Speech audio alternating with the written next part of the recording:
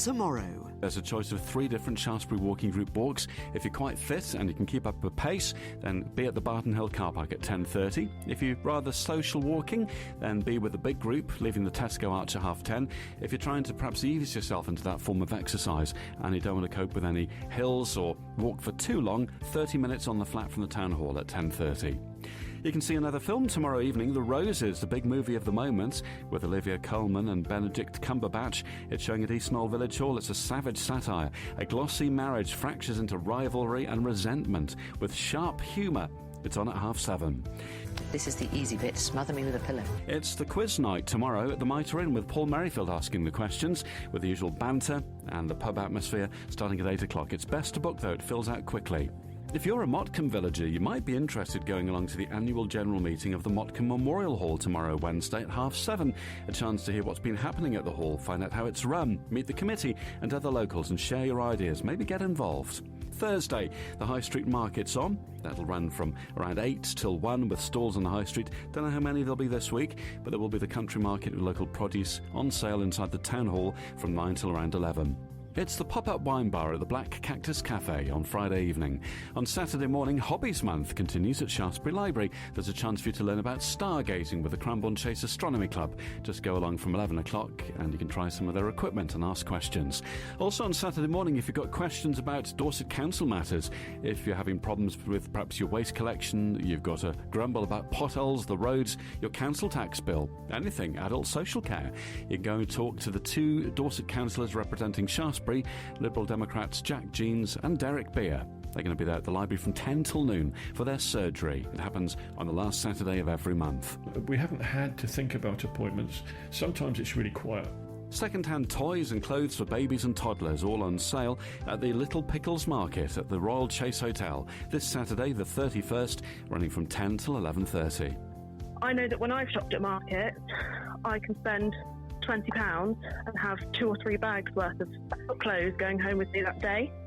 So I think it's definitely a competitor for some of the bigger selling places. If you want to buy fabric because you're a maker, then Jenny Morissetti's place, Hawker's Farm, near Duncliffe Wood, has got a big sale. On Saturday morning, there'll be rolls of material, haberdashery, dressmaking pieces, soft furnishing items and books as well, and homemade cakes and tea and coffee available as well. It's a fundraiser for Stour Provost Village Hall, running from 10 till 11:30. Chris Smage believes democracy should be ground up, grassroots, and we should do more to grow our own food as well. He'll be talking about this in a discussion arranged by Planet Shaftesbury about his new book. That's at the Grosvenor Arms Hotel. Monday at 7. You can agree or disagree during the debate.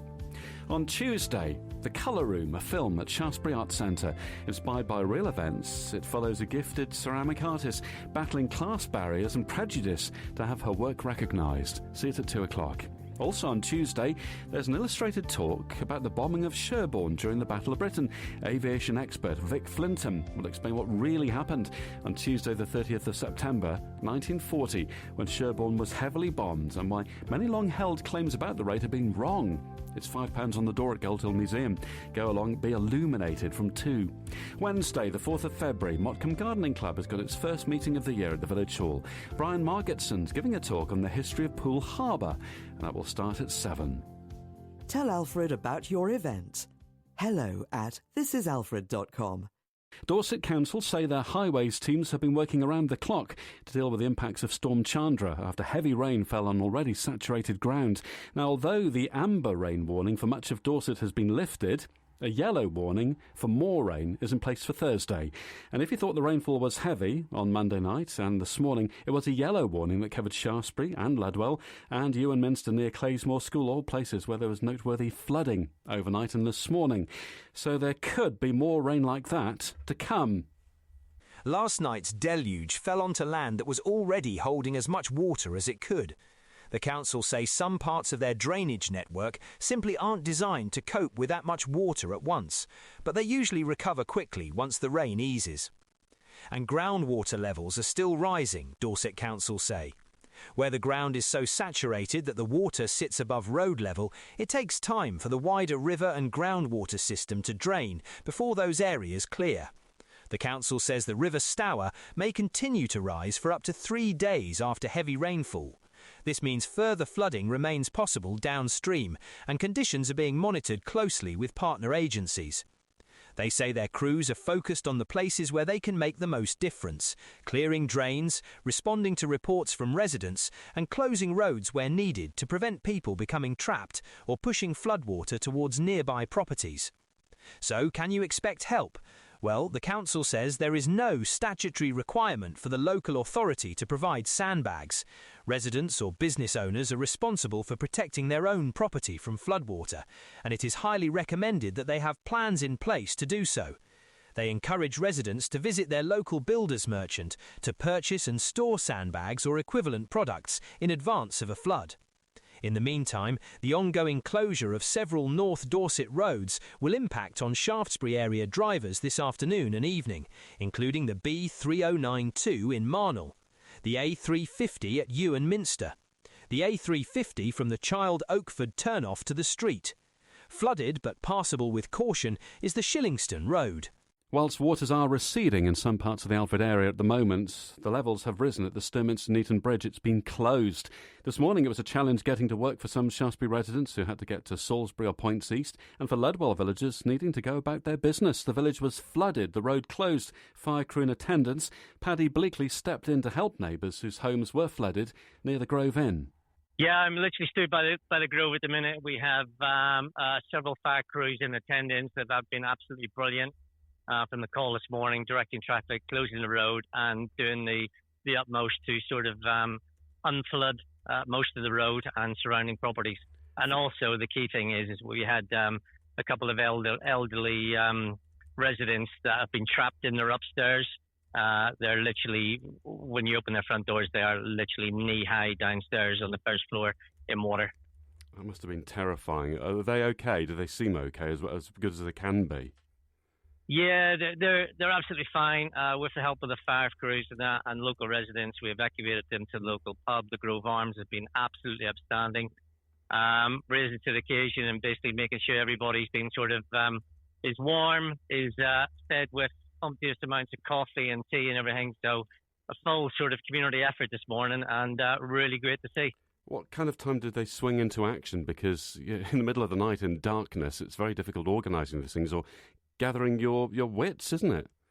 It is. You're absolutely right. From about 6 a.m. this morning, it was the sort of first knock at the doors when somebody was like trying to leave for work and find that they were sort of trotting around in their home in water. Also, the Grove. I'm helping the landlord at the minute. Sort of he's flooded. The downstairs bit of the Grove is flooded. So yeah, I think everybody's taking a kick with this one. It's coming from the Natter. The Natter's completely from the Watercrest farm through to the Natter, all the way around, blocked the roads, and it's literally then coming down the hill as well. So a full combination, everything basically, your perfect storm, I suppose. The crews have managed to sort of pump out a bit. The residents' key concern now is what next. Looking at the forecast, we've got another week's worth of severe heavy rain. We've got rid of some of the flooding, but what if? And the problem we're having right now is trying to contact the local authorities, like the parish council, like the Wiltshire council, to say, right, what's the so what? What's the plan? Who's coming to have a look at why this is blocked? Literally, the village, everybody in it, in the Stour lower part, have all rallied around this morning. They've just been jumping left, right, and centre and doing whatever they possibly can. It's been great to see. Community spirit. Lots of praise for the team from the Grove, from Paddy Bleakley there. We did catch up later with the flood warden, Councillor Lynn Walker from Donhead St Mary Parish Council. How many homes are affected, Lynn? I think it's about 6 now. It's sort of grown since I first found out. It was 4 originally, and I think there's another 2 or 3 potentially going up the hill that are also flooded. The fire brigade is still here, but the road is open now. The road was closed for quite a while, obviously, because the road was flooded as well as the properties. All the properties around the Grove Arms, that kind of area in Ludwell? Opposite, opposite the Grove Arms. It's that area down by where the stream is. The stream behind, for the first time in about 20 years, completely overflowed, broke its banks and came into properties. Normally, it's just the road that's the issue. I say just, but it's not just, because that floods at the front because of the hill. The water comes down at such a speed, and a lot of the grids and things up there are filled up with leaves, etc., it's difficult to get access to them and clear them enough each time before something like this happens. So the water pours down at the front, which is usually the problem, and then it's difficulty in getting away fast enough at the bottom. But this is the stream behind, which is completely overflowed. We've got the watercress beds behind as well. They're overflowing, and all the areas around are completely sort of waterlogged. It's something that the residents for 25 years haven't seen before. Now, you do have a plan, but this storm, it came very quickly. Nobody seemed to know about it until lunchtime yesterday. So, well, I don't think people realised it was going to be as heavy, but I think the problem was we're already saturated. The water hasn't gone. I mean, this area is under a groundwater warning. The whole Cranbourne Chase is under a groundwater level warning, the second or third time this winter. So there's already an issue there. We know the boreholes are getting pretty high. But this is the volume of water that came with such speed on already saturated ground. There's nowhere for anything to go with that kind of speed. It couldn't have gone anywhere. Gardens are completely flooded. How concerned are you that there is forecast more rain over the next few weeks? And as you say, the groundwater levels are high. It's a great concern. There's not an awful lot we can do at the moment because it's coming from the heavens. We're not able to do a great deal. But hopefully, the Grove Arms have been very helpful, hoping to perhaps get a group of residents around here together to discuss, feedback and what might be possible in future and where help might be. Because all the numbers I rang, annoyingly, were quite hard to get hold of. When I did get hold of somebody, they didn't recognise the postcode often. And so I had great difficulty reporting this. Is there a route to Wiltshire Council you would normally pursue for this sort of thing then? I did try that one. One of them didn't open till 9 o'clock. One of them is now defunct, one of the numbers I've been given. And another one I did eventually get through to. Again, as I say, they didn't even recognise that postcode, unfortunately. I had to insist that it was correct many times. Looking at the people who've been affected now, what is the state of the property? Will the water recede quickly and will it be a quick fix or is it deeper? Now, in the one I'm standing in at the moment, Alison's, it's receded. It's just literally like she's mopping all her floors at the same time with a lot of water. It's receded now. It's just a clean-up operation. I say just because it's not just, is it? It's a major clean-up operation for all of these properties. They're sweeping water out onto the street. As we speak, so it is quite a serious incident. Several vehicles were stuck after engines cut out in floodwater on the A350 at Sutton Waldron. The Dorset councillor for Compton, Melbury and Fontmell Magna is Jane Sumper. I think there's about 4 vehicles here. 2 of them, my understanding is that they were taken by emergency services, came and got them earlier. This other chap's been waiting for his own emergency towaway service, but they're stuck in a flood, so he's been here forever. The tractor's now going down there with some rope to pull these out, hopefully, move them to the side. The policeman who was here earlier, he said that the A350 is open. They can't close it. It's open so large vehicles can get through, and they've been driving through this flooded water they go slowly, but they don't have an issue. So it is open, but cars can't get through.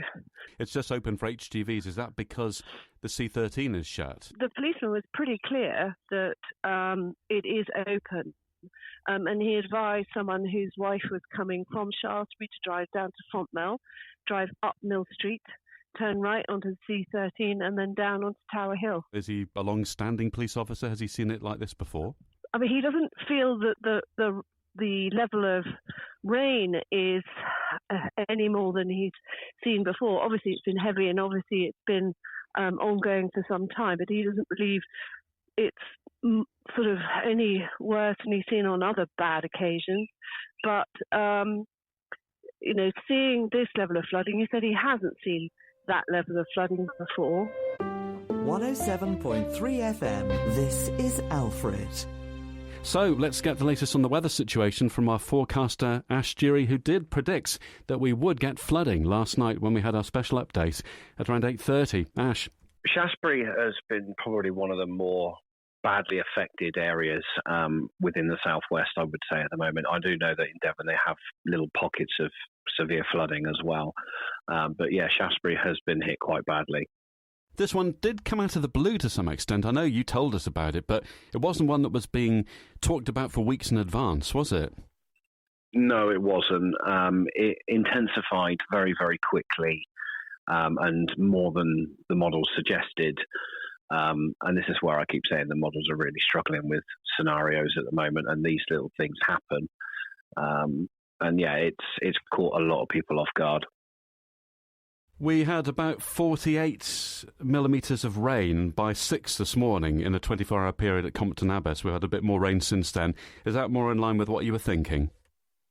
Yeah, I think so. I know I originally said 40 to 50 sort of millimetres of rain quite widely, possibly 80 mils, but we're not out of the woods yet. I am expecting some more showers during this afternoon and into this evening, so there is still more rain to come. What's the biggest problem? Is it the speed at which it comes down, or is it prolonged rainfall? What creates the biggest impact in relation to flooding? It's the prolonged rainfall and obviously how heavy it's been. I mean, we have had 13 hours worth of prolonged heavy rain, which has fallen on already saturated ground because of how wet it's been recently anyway. And and as I said yesterday, it had nowhere to go. And it was just going to sit and cause major issues that we've seen this morning. You thought it was going to kind of fizzle out this afternoon. The models have changed since last night. Yeah, and this is all to do with Chandra bringing up the convection from the south, so unstable air, which can cause these showers to get going. Is there more rain coming later this week? Do we need to be worried that there could be a repeat of this? So yeah, there is more rain forecast for the end of the week. So from tomorrow, we have a dry day tomorrow, folks. I know that's good news for everybody because we're all sick of the rain. But unfortunately, Thursday afternoon into Thursday night and early Friday morning, we do have another band of rain that is going to move through the area. It is something I am keeping an eye on because we are already waterlogged everywhere. More rain is just going to cause more issues. Alfred 107.3 FM is brought to you thanks to local businesses like Shaftesbury's BV Dairy. Discover more at bvdairy.co.uk. Alfred is grateful for the support of Wessex Internet for ultra-fast broadband. Elite Garages Shaftesbury is your local choice for MOTs, servicing and tyres. It's easy to book in with Elite Garages Shaftesbury. You can visit our website, elitegarages.co.uk, to select a convenient time for you. Alfred is proudly supported by Boat Rights Estate Agents of Shaftesbury, your independent, family-run, award-winning local estate agent with integrity at its heart. Here's what's new at Shaftesbury's Morrison's Daily with the manager, Sharon Horseman. Hi, this is Sharon from Morrison's Daily in Shaftesbury. Some exciting news for your More card. So you can collect double points at the moment on your shop from now until the 8th of February, and there's no minimum spend. T's and C's and exclusions apply. What are you waiting for? Shaftesbury's 10 past forecast. I'm Ashbury with Shaftesbury's weather. This evening it's dry and cloudy to finish the day, which will lead to a night of clear spells and scattered showers, and temperatures will be 4 degrees in the early hours. Looking ahead to Wednesday, it's a dry day ahead with some sunny spells. Stepping away from the flood reports for a moment, and we'll bring you the latest on the roads in a second. On Sunday, Shaftesbury's mental health support charity, the Brave and Determined Company, have got a pop-up event at Coffee No. 1 on the High Street opposite the Town Hall. You can go along, buy some of their wonderful merchandise, their sweatshirts, T-shirts, caps, whatever they're selling at the moment, and support their work. What they do, the volunteers do a lot of things. They have their own summertime coffee pop-ups, they do events, they have their ball in the autumn, and they sell the merchandise, very stylish merchandise. Every penny goes towards paying for mental health counselling for people in Shaftesbury and the villages, people who might have to wait a long time to get help and assistance on the NHS, who are desperate and can get private counselling because BADCO, the Brave and Determined Company, will pay for it. And they have saved lives. So you can go along, learn about their work, buy their merch, or have a chat about mental health and well-being, and meet some of the guys. That's on Sunday, 1st of February. At least we got through January, eh? And that's at Coffee No. 1 on Shaftesbury High Street. On the flooding front then, flooding has made the A350 impassable through Childokeford, the turn-off by the street. This was reported this morning, but it's still closed, we understand. You can't get up the A350. It's been a nightmare today, because, of course, that's the diversion route with the C13 closed through Diners Hollow. Some lorries have got through, because obviously they've got the higher wheel arch. They can get through, but for cars, it's currently a no-no. And we've got a lot of surface water around Lower Nyland on the A30 by Ambassador Pools. Some people say you can get through, other people say it's really tricky and quite frightening. I guess it depends on your vehicle, your level of driving confidence. It's dark now. Would you risk it? That's your call. A lot of people would not. That's the A30 at Lower Nyland. And out of our area, but if you were trying to get into Sturminster Newton over the River Stour, the river has overtopped the bridge, so that road is closed. We'll keep you posted through the night. There are so many puddles and stretches of water where it is passable, but it might be a shock if you're driving. So the only advice I can give you, if you do have to go out, and there's no point saying only go out for an essential journey, because you wouldn't do it anyway. You wouldn't joyride on this, would you? Just have your wits about you and take it slowly.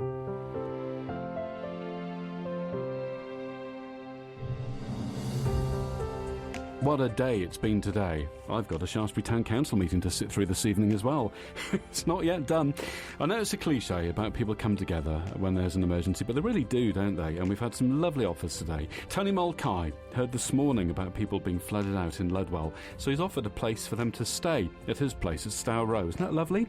And also Nikki Friend got in touch. She's got a one-bedroom flat free if anybody's desperate, been flooded out and needs somewhere dry and warm. That offer's there. I've got both their contact details if you need that.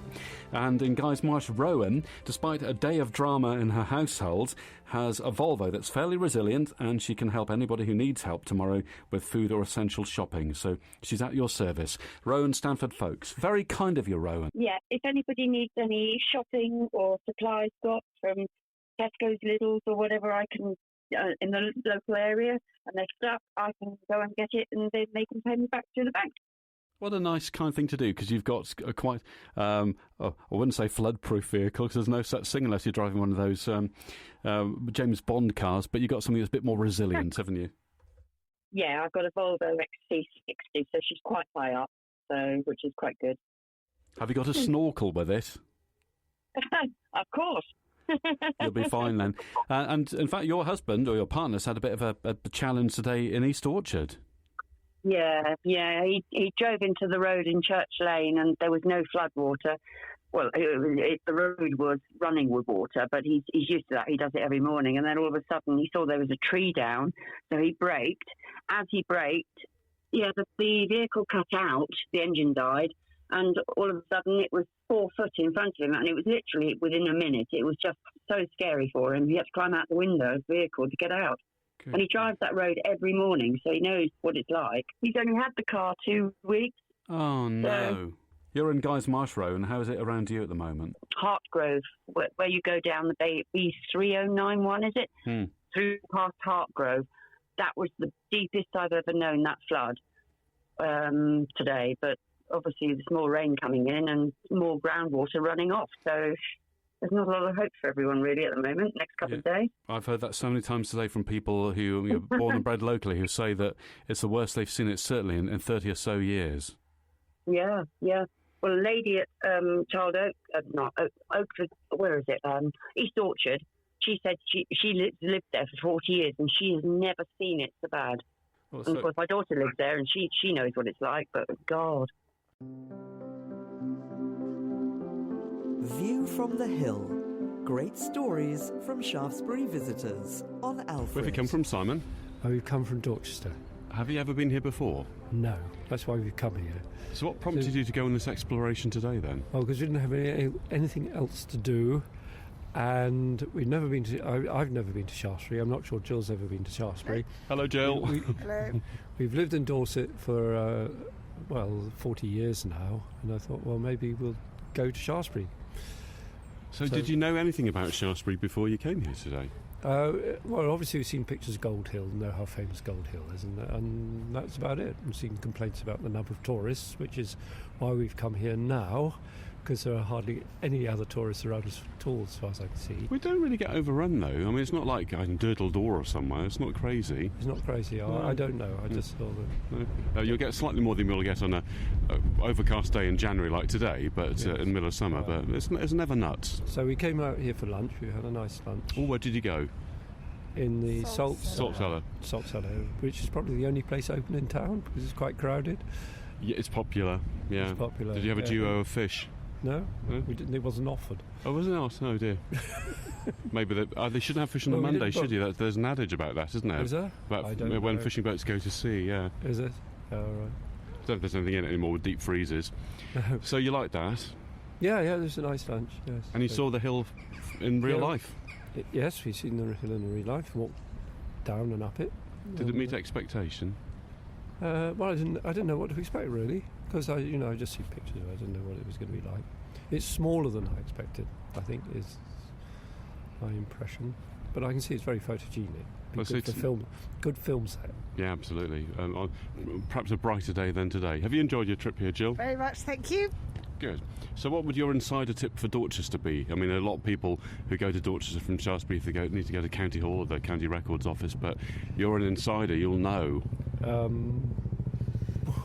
always like the Roman remains and the Roman townhouse and the various items of Roman things in the museum. What would your lunch choice be? You've been to one of our top recommendations, the Salt Cellar. Yardbury Cottage, but it's closed. I suppose if you live there, you just go home, don't you? Well, that's right. We don't go out to lunch much in Dorchester. I think, been there a long time, been to all the museums now, I think, probably several times. The one I hadn't been to before was the courthouse, and that's quite interesting, I found, actually. Shire Hall, the Toll Panel Martyrs, the one where the Toll Panel Martyrs were tried. Okay, yeah. Right. And we've still got the dungeons, or whatever you call them, the cells down there. Okay. And all that. It's quite interesting.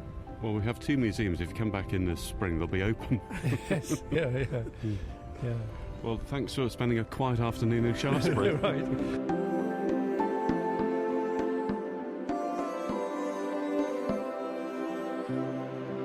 Dorset Council has listened to huge public opposition and its two Shaftesbury councillors and scrapped controversial plans to close the Shaftesbury Plus daycare facility at the Trinity Centre on Bimport. The Care Dorset base was going to be axed in favour of a new main site serving Shaftesbury and North Dorset residents from over in Sturminster Newton, with a promise to offer some services in Shaftesbury, although details were not fleshed out. Liberal Democrat councillor Jack Jeans campaigned against the move and urged his colleagues at County Hall not to go ahead with the closure. He told Alfred that he and fellow Lib Dem member for Shaftesbury, Derek Beer, had constructive conversations with their cabinet member, stressing how important the facility was to residents. Jack says it's brilliant. The service will be saved because staff have a wealth of experience and attendees are well looked after.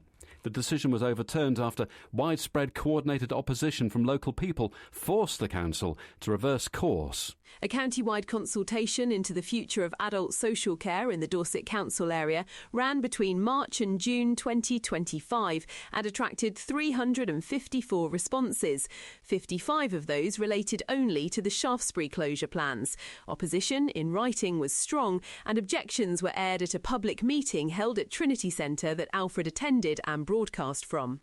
Shaftesbury Town Council and Wincombe Parish Council also objected to the closure plans. Dorset Council acknowledged that the 55 Shaftesbury replies revealed strong dissatisfaction with the closure proposals. The council now accept that residents valued the emotional support and accessibility of the town centre site. Users and carers described how Shaftesbury Plus was more than just a place to attend activities. They highlighted social connection, emotional support and the respite it provides for families. Hot meals, outreach support and help that allows carers to work or take breaks were all seen as vital. Some described the service as a lifeline and a form of crisis prevention. Travel to a new hub at Stour was a major concern, with users and non-users saying longer journeys to other centres would be difficult or unrealistic. Respondents felt that public transport was unreliable, especially for people with disabilities. And the survey replies revealed the importance of keeping provision in Shaftesbury, pointing to local need, our town's ageing population, and the role the centre plays in tackling social isolation. Locals told Dorset Council that the Bimport site is well located and wheelchair accessible. And some respondents raised concerns about a lack of detail on how the proposed new model would work. Some were uneasy about its reliance on volunteers and felt carers had not been fully considered either. Rather than accepting closure, many replies received suggested local alternatives and offered money-saving solutions for Care Dorset, including sharing space, reducing the area used, or expanding activities into evenings and weekends. Dorset Council says this consultation made them aware of the strong community support for Shaftesbury Plus and the limited appetite locally for replacing it with services anywhere else. Conservative North Dorset MP Simon Hoare spoke out against the closure of the Trinity Centre facility, but he says the heartache need not have happened. It has taken far too long to take a decision when the evidence was so very clear and compelling. But I'm afraid it speaks once again to a council in Dorchester that has neither interest in nor understanding of North Dorset, how it works, how the villages connect to the towns, etc. It should never have got off first base. It has caused the most enormous amount of anxiety and upset among some of our most vulnerable members of our community. And I think it's, this seems to be a bit of a hallmark now, doesn't it, of this of the way this council is run, which is announce something, think it's a great idea. The great idea then runs into the cold water of reality, and then it is dropped. So I'm relieved, but I'm still pretty annoyed that we ever got to this position whereby such a vital service as that at Shaftesbury was ever in doubt of continued provision, and instead people would have to have, got off to Stour and Newton. Now, the council might argue that actually they've listened to people and done a U-turn, so that's not such a bad thing. I mean, I think that speaks to my point, which is they go off half-cocked on these things. Anybody who knows the geography and the topography of how these things work, why do we have a centre in Shaftesbury? Why do we have a centre in Blandford? Why do we have a centre in Stour and Newton? It's because they are market towns with a hinterland villages who also look to them for support. And the geography and the connectivity, whether it's public transport or roads, makes those work. They came in with this airy-fairy idea of everybody somehow or another magically getting themselves to Stour and Newton, closing everything else, an entirely false economy. People who value these services and who really benefit from these services would have just opted out. I heard too many people saying, oh, well, we'll just sort of stay at home. Our lifeline of sort of, social interaction will have been cut. All of these things, it's great that the council has listened now, but they were all so demonstrable and self-evident. The proposals should never have got out of the stocks. And I can well remember having a conversation with senior officers about this shortly after the whole thing had kicked off, where they said to me, look, Simon, if we knew then what we know now, we wouldn't have embarked upon this idea. And my simple rebuttal point was always, why didn't you think to ask? Councillor Steve Robinson is the Cabinet member responsible for adult social care. He didn't want to do an interview, but says he's pleased the council had been able to come to a place that keeps much needed and loved services at the heart of communities. And he's looking forward to seeing how they can be developed further in the months and years to come. And Jack Jeans says Dorset Council will now look at new ways to support people to access community resources and local activities. There will be also a community-based offer for younger adults and extended community activities for people who are not assessed as needing care delivered in the main building. If you're stuck for ideas of what to do tomorrow, Wednesday the 28th of January, and you don't want to travel too far from home, we have a couple of options for you, all within an hour's drive of Shaftesbury. Starting off, over in Bath at the Theatre Royal, it's China Running Dog. That's a talk by actor and author Mark Kitto. It starts at noon. Bournemouth Pavilion have got Shen Yun, 5,000 Years of Chinese Culture, and that's at various times. Over at the Wiltshire Music Centre in Bradford-on-Avon, it's the film Becoming Led Zeppelin. And at Corsham's Pound Arts, it's Eric Revilius, Drawn to War. That's a documentary film at 11am and 7:30. East Noyles Village Hall have got a moviola of the film The Roses. And down on the coast at the Lighthouse in Poole, it's the Bournemouth Symphony Orchestra conducted by Sunwook Kim. With Elizabeth Browse on piano, they're going to be playing an assortment of Stravinsky, Beethoven and Mozart from 7:30. The Playhouse in Salisbury have got Simon Russell Beale and Lucy Parham with Reverie, Portrait of Debussy at 7:30. And lastly, over at the Tivoli in Wimborne, you can see Andy Fairweather Low and the Lowriders. Those are your events for tomorrow, Wednesday the 28th of January.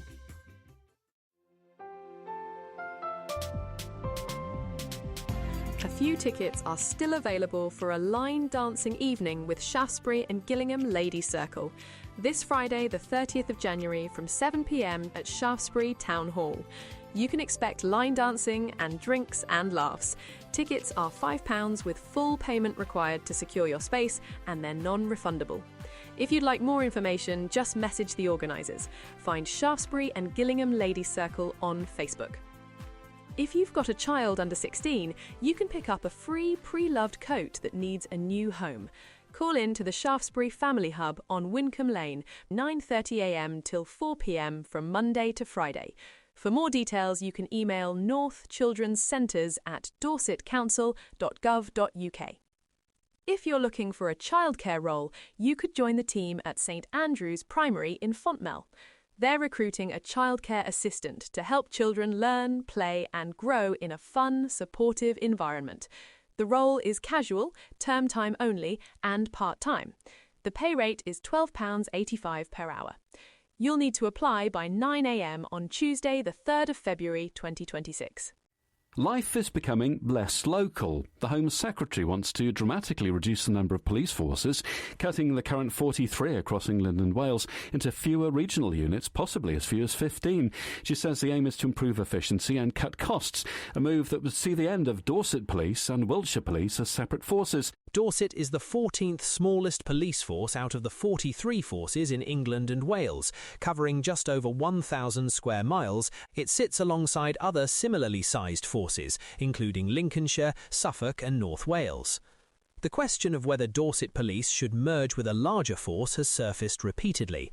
In 2006, Home Office proposals to reduce the number of police forces would have seen Dorset Police absorbed into a large South West regional force, alongside Avon and Somerset Police, Wiltshire, Gloucestershire and Devon and Cornwall Police. That proposal was dropped after strong opposition. Instead, in 2015, Dorset Police entered a strategic alliance with Devon and Cornwall Police, sharing support services and specialist functions while remaining separate forces. A full merger was explored again in 2017 and 2018, but the plan was abandoned after agreement could not be reached, with concerns at the time around funding, governance and local accountability. Now policing is facing another turning point, and at the moment we can only guess where policing decisions for Shaftesbury will be made in the future. Shaftesbury Town Councillor Andy Hollingshead has first-hand experience of police force merger plans.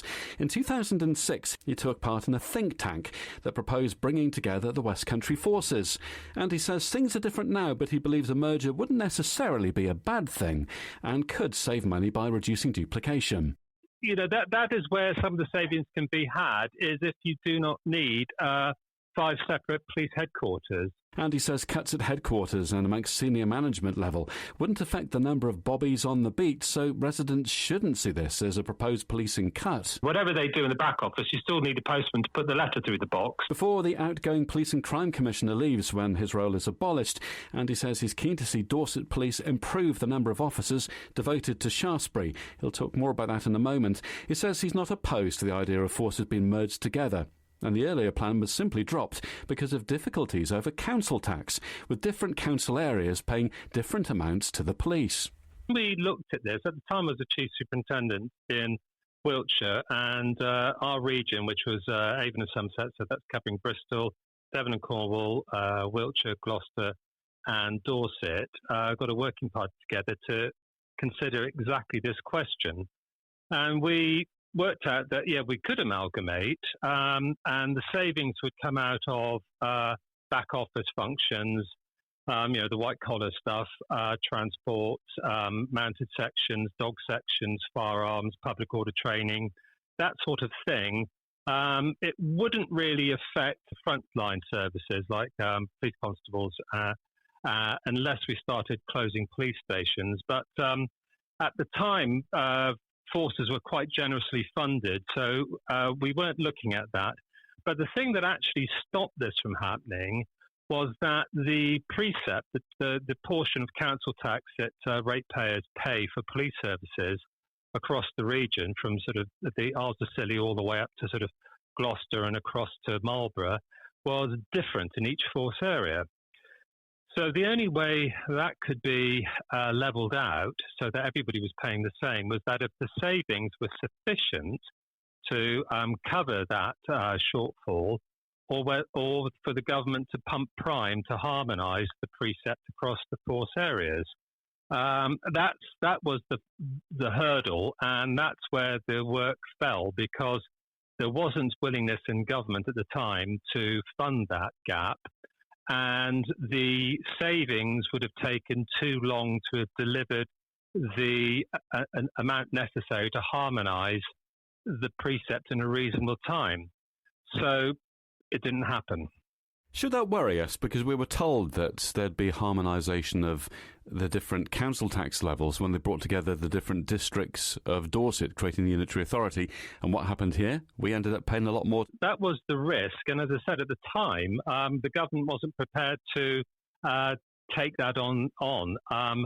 So it fell. But, you know, of course, if the government was determined, whichever government it was at the time, to drive this forward, that's one thing they could do. They could say, right, okay, well, everybody will pay the same precept, and if whichever is the highest in the five in the region, that's what you're all going to be paying in the future.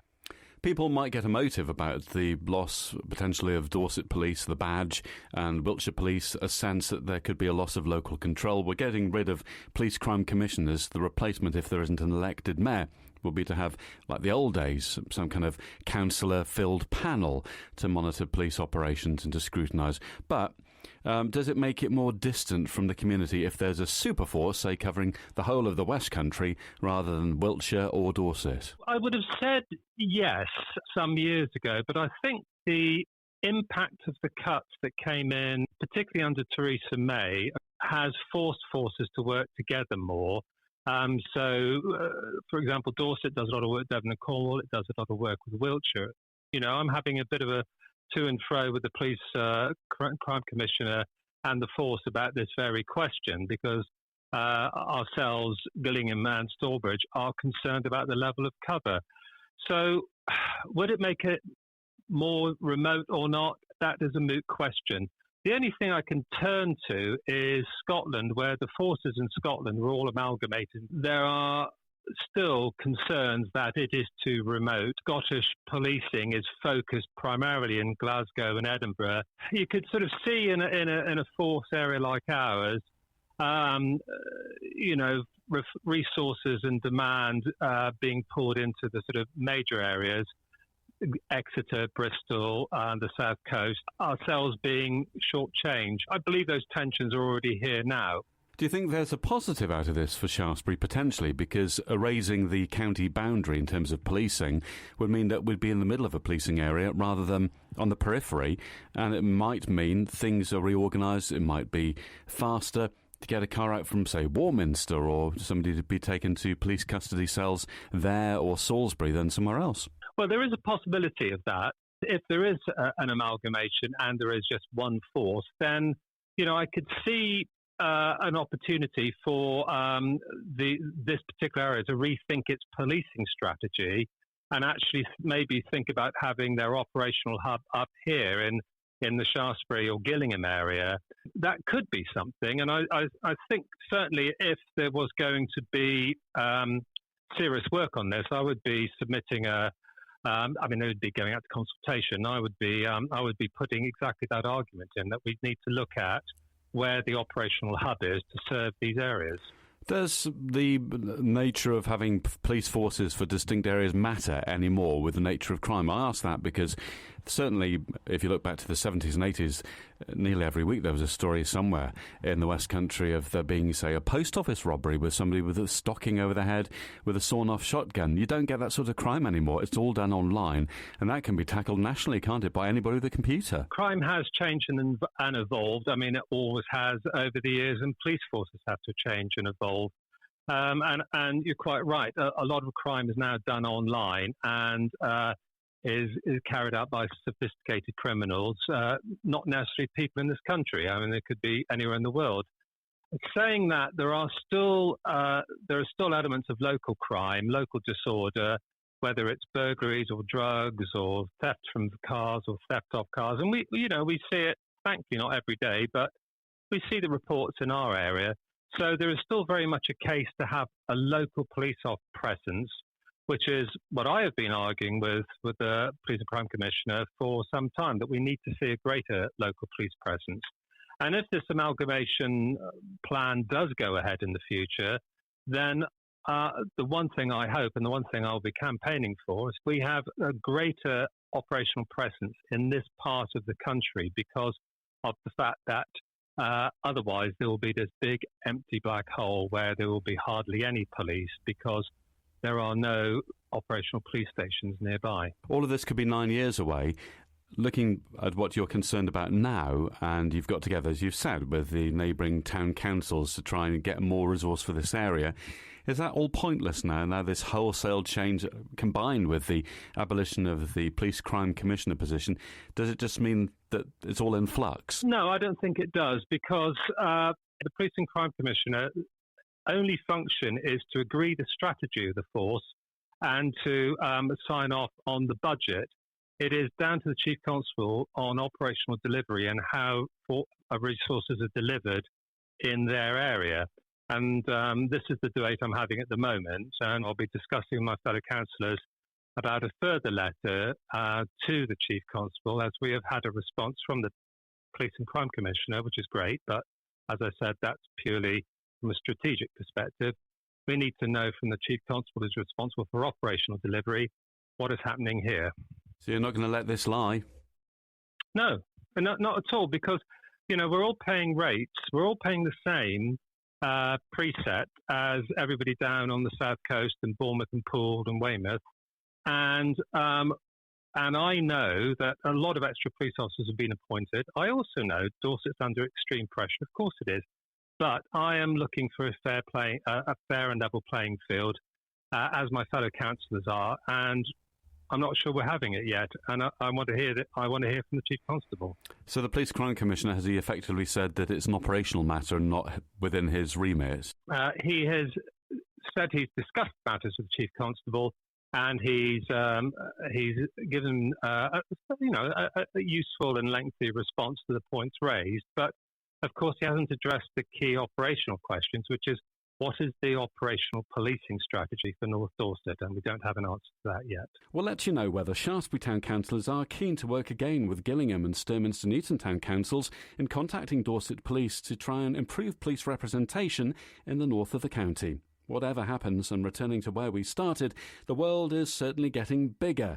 It's interesting to see how the centres of control have moved further from our hilltop town during the history of policing in North Dorset. Formal policing in the Shaftesbury area begins in the mid-19th century. By May 1851, the borough of Shaftesbury had its own appointed constables. Policing at that point was fragmented, split between county divisions and borough forces. By the early 1960s, those arrangements had been brought together under a single county force, then known as Dorset Constabulary. The next major change came in 1967, when it merged with Bournemouth Borough Police, part of a national move to reduce the number of small local forces. In 1974, the force adopted the name Dorset Police, which it still uses today. But when it comes to what it'll be called and where it'll be headquartered at the end of this decade, currently, your guess is possibly as good as mine. Shaftesbury Fringe will enter its 10th year as winner of the Best Festival Award in the 2025 Dorset Original Music Awards. Representatives from the Shaftesbury Open Performance event picked up the accolade in Bournemouth earlier in January. They were recommended by a local singer-songwriter who performs at the Fringe and is well known to many Shaftesbury music lovers. Rich Atkinson lives in our town and set up the Acoustic Cafe that showcases new, unplugged talent each quarter at Father's House. Rich has been making music professionally for years and agreed to join the judging panel of the county-wide competition with special responsibility for identifying original music makers in North Dorset and letting the other judges based elsewhere in the county know about our talent. He's also trying to get our local performers to enter the contest. Rich tells Alfred there's a lot of original and talented musicianship in the county.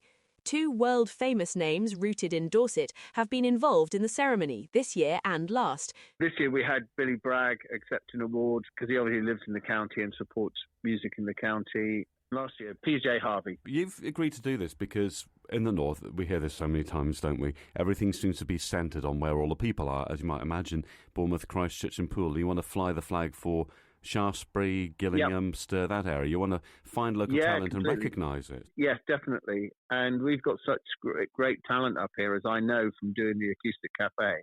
And the guys who are the Bournemouth reps are very aware that they wanted the north of the county to be represented. So I took on that role, really. I've really enjoyed it. This is the Original Music Award, so it has to be, obviously, music that's original, and they're just for Dorset, so it has to be performers based here.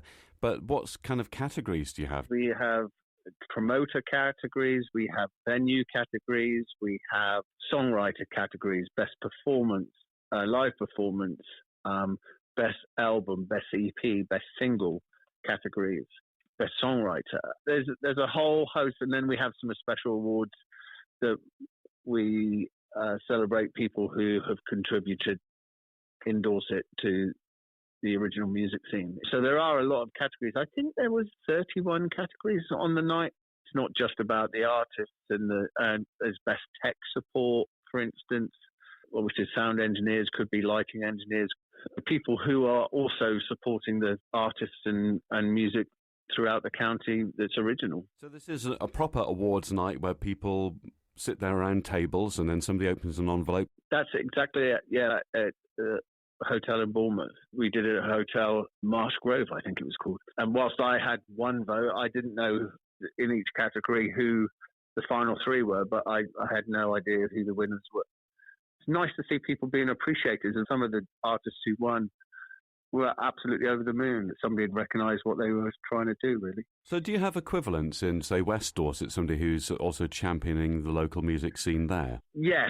It's not like you've got Bournemouth where you've got goodness knows how many different venues, and it's easy for the judges down there to go to various gigs because they're all Bournemouth-centric, but that's the whole point of me being involved with it. Do you approach people and say, put an award in, or do you make a nomination and they get invited to the awards without having to do anything? What happens is that there's a voting system that we go through. There's a number of different layers. So I make nominations. I made a number of nominations for artists up here, bring them into view with the judges in the south of the county. This is something I want to do more of, possibly a showcase in Bournemouth, so that more of the judges can see what Shaftesbury has to offer. It's just raising the profile. This is quite altruistic of you, because it means you can't enter, doesn't it? You can get nominated by other members of the panel, but I wouldn't go nominating myself or whatever. And you're not allowed to vote if you're in a certain category. People who are not close to it, like yourself, may be surprised there are enough people creating original music for an awards event, because I know quite a lot of people we could list, like Tom Clements, yourself, Pete Robson, Ben Francis, Connor Smith, who are writing their own original tracks that we know. Yep. But the general thing, if you're not that connected with music, if you went to pubs, generally you'd hear people doing cover versions, wouldn't you? Exactly that. And some of those guys that you just mentioned there, I nominate in various categories, like the songwriting category. Ben was in there. It's all people who've done releases. Is it judged just basically on the quality of the performance or the song, the writing, or is it the whole package? So if somebody's got a bit of money behind them, they do a sort of swanky video, will that sway things? They're really trying to promote grassroots music. I would say it's very much a grassroots organisation, giving guys a hand up, making them known to a bigger audience. You mentioned some very talented local artists that we know very well in this area. Did any of them come away with anything at the awards? It's totally competitive, and the challenge, as I've said, is making these artists known to the judging panel. in a bigger way. So it's important they have the knowledge. It's not like just kind of a blind test, as it were. You think it's important that they are aware of what these artists are doing. They get a fuller picture. Yes, definitely. And, Ben Francis has done an awful lot this year. Ben was great. Lauren Blundell is writing much more of her own original material, which is the bits and pieces that I've heard has been very good. Connor obviously does his own stuff and whatever. It's just bringing them into view with these guys in Bournemouth, and also some of the panel are promoters, and hopefully opening doors that these guys can play in venues in Bournemouth, I guess we can live in our own little sort of Shaftesbury bubble, can't we? Because you forget there's a world out there. Were there a lot of entries? Was it highly competitive in some of these categories? And you're talking to the other judges, you suddenly become aware, particularly for me, how uninformed you are as to how many other bands there are in the county, or bands, artists, and whatever, that are really good, that are Bournemouth-based and whatever. And of course, you've got essentially the whole, you got with a town like Bournemouth, I don't know how many people are in Bournemouth, but compared to Shaftesbury, it's quite a different size. So you've got per capita loads more artists and venues and stuff like that. Their desire is to make it county-wide so that they can cover all of it. But yes, there's some very good artists that I've come across from the south of the county. Some who will probably hopefully come and play at the Acoustic Cafe.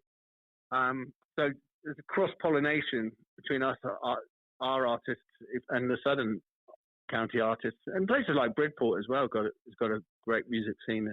And for Fringe getting they got the Best Festival Award in Dorset. This year, obviously, I nominated the Fringe, and there was another guy who'd been to the Fringe as well, came to the Fringe this year.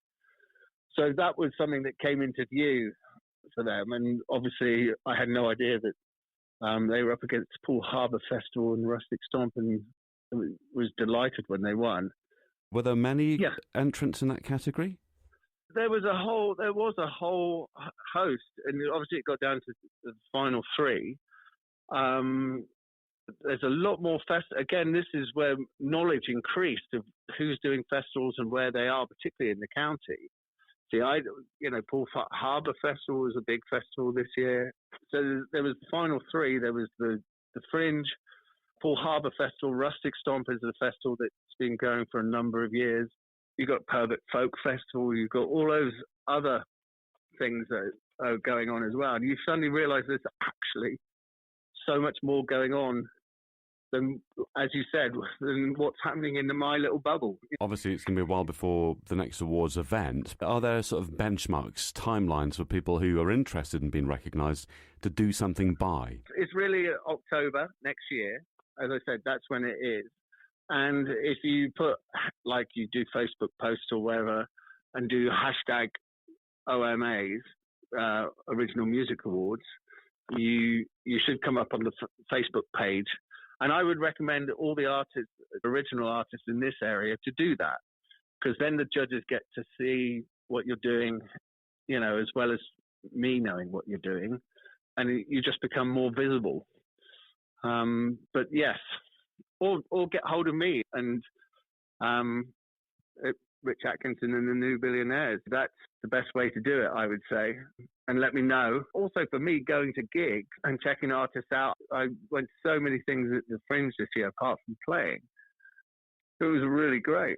It was great to see so many great artists doing really good work. It seems like you're really enjoying this, actually. It gives you a new way to appreciate music, doesn't it, from a different aspect? Yeah. Completely. I am enjoying it, and I have really enjoyed it. And it's really interesting talking to the other judges from other places. I think one of the things I've come away with is that the challenges that I'm facing is the challenges they're facing. Original music gets a little bit down the list from covers, and you're going, okay, listening to all the challenges they're having with venues shutting and all sorts of things. You suddenly go, okay, it's not just me, it is across the board. We've got to try to fight our corner musically in the whole of Dorset to make original music valued. You're like a talent scout or a record company A&R man without the budget, aren't you, really? yeah, without the budget. Yeah, I mean, this is what I've done essentially with the Acoustic Cafe over the last 15, 16 years, is put people on and bring them to an audience's attention. So it's just an extension of that, really, Kerry. Rich Atkinson, you can contact him on Instagram through his new Billionaires Band page or through the Acoustic Cafe at Father's House if you'd like to tell him about your music making and learn about the process for being recognised in next year's Dorset Original Music Awards. Or contact us at Alfred, and Alfred will pass on your contact